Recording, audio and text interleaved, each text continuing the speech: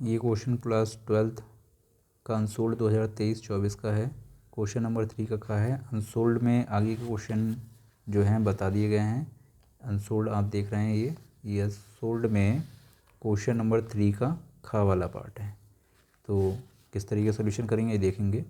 तो यहाँ पर त्रिभुज का जो क्षेत्रफल का फार्मूला होता है वो ये होता है, त्रिभुज का क्षेत्रफल 1/2 mod under root a mod vector a cross vector b.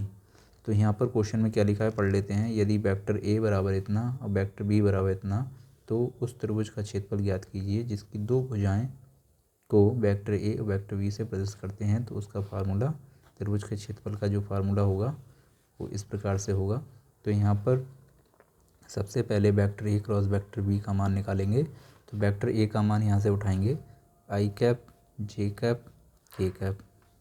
तो आई की वैल्यू कितनी है 3 माइनस का 1 और 5।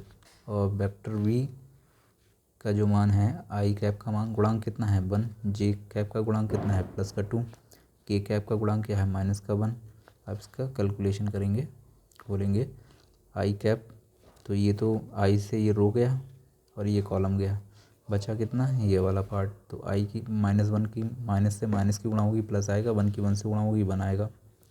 माइनस चिन्ह सूत्रानुसार 5 दूनी 10 होता है। और माइनस जे कैप, माइनस सूत्रानुसार जे से ये जे वाला पूरा रो गया, ये कॉलम गया, बचा क्या 3 1 5 -1। प्लस और माइनस माइनस, माइनस का 3 और माइनस सूत्रानुसार 5 एकम 5 प्लस के कैप। तो के से ये रो जाएगा पूरा, ये रो गया और ये कॉलम जाएगा। तो 3 दूनी 6 होता है। और माइनस माइनस प्लस माइनस और माइनस माइनस प्लस हो जाएगा, 1 एकम 1।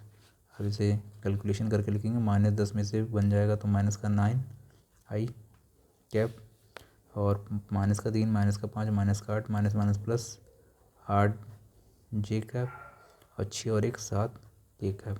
तो इस तरीके से vector a cross vector b की वैल्यू ज्ञात हो गई। तो ऊपर जो है इसे इक्वेशन नंबर 1 नाम दे देंगे क्योंकि हमें त्रिभुज का क्षेत्रफल ज्ञात करना है।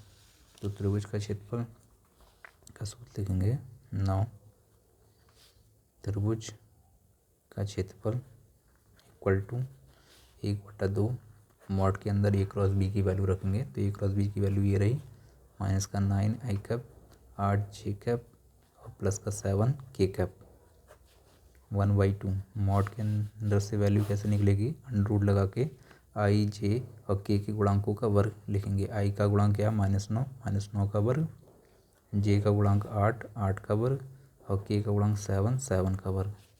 1/2 अंडर रूट -9 का स्क्वायर होने में 81, 8 का स्क्वायर 8 2 64, 7 का स्क्वायर 7 7 49। तो इस तरीके से आगे कैलकुलेशन देखेंगे।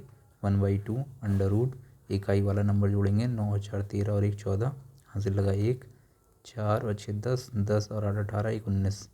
तो ये आ गया 1/2 अंडर रूट 194/2। ये किसका क्षेत्रफल निकल के आया, त्रिभुज का क्षेत्रफल वर्ग इकाई। तो इस प्रकार से इस क्वेश्चन का ये सोल्यूशन हो गया कि त्रिभुज का क्षेत्रफल अंडर रूट 194/2 वर्ग इकाई। इस प्रकार से हम आंसर प्राप्त करेंगे। यदि आपको क्वेश्चन समझ में आया है अच्छी तरीके से तो चैनल के लिए सब्सक्राइब करें और लाइक करें और कमेंट में लिख के बताएं क्वेश्चन कैसा लगा आपको।